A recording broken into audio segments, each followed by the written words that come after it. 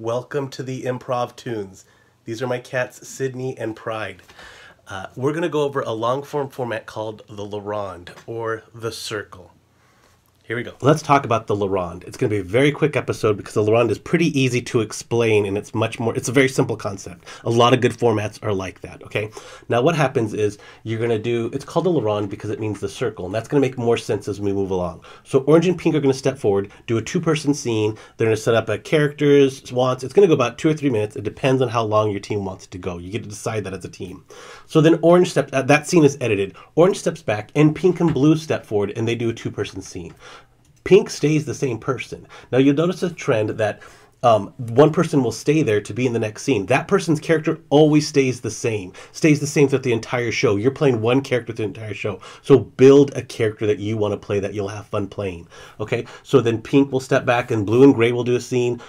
That after a little while that gets edited. Blue will step back. Gray's going to stay the same character that he was with Blue, and Gray and Purple will do a scene. Then that scene gets edited. Gray steps back. Purple and Green do a scene. Remember, Purple's the same character that they were with Gray, but now we see them in a different context. We either see them at home, work, or play. Purple steps back, Green and Red do a scene, and now you're at the end of the line of your team, right? So what happens is Green steps back, now Red and Orange get to do a scene together. And Red and Orange do a scene together, and there you get the full circle of how the entire group knows each other. It's a one circle of friends, so to speak. Now, there's different variants on this. One variance, like if you stay true to the word or the way that it was explained to me, you just go through once, you play that one character, you get 2 scenes for the night, bow, everyone go home. But there are variants where you go through twice. It's totally fine. Make the form work for you. I always say, make the form work for you. Don't stay true to the form, stay true to the voice of your team.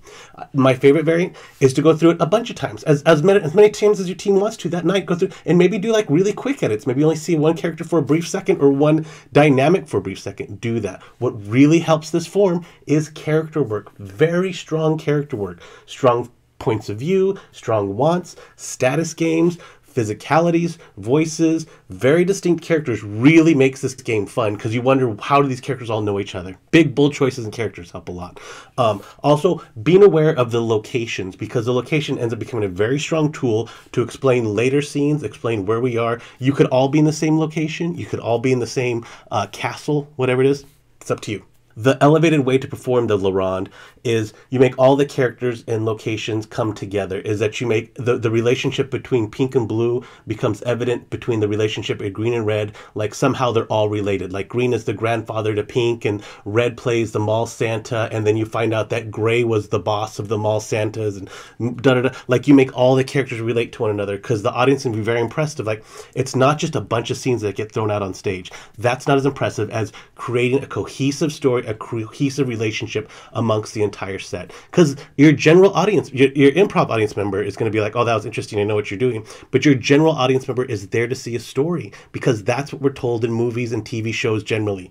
So they're there to see a story. If you can tie all those characters and locations together to tell a cohesive story, go you. Go you. Thank you for watching. Please like, share all over the place. This is an absolutely free resource. It's also a good jumping off point. It's not the end all be all.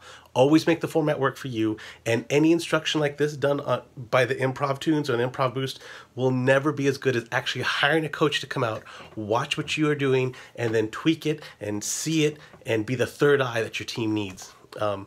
We have a project coming up called VCI, me and Amy Gorlick, and it should be looking to fill that gap. That you right there, Ben McPherson, talking right to you, Ben. Just kidding. Have a good day. See you on the next Improvtoons.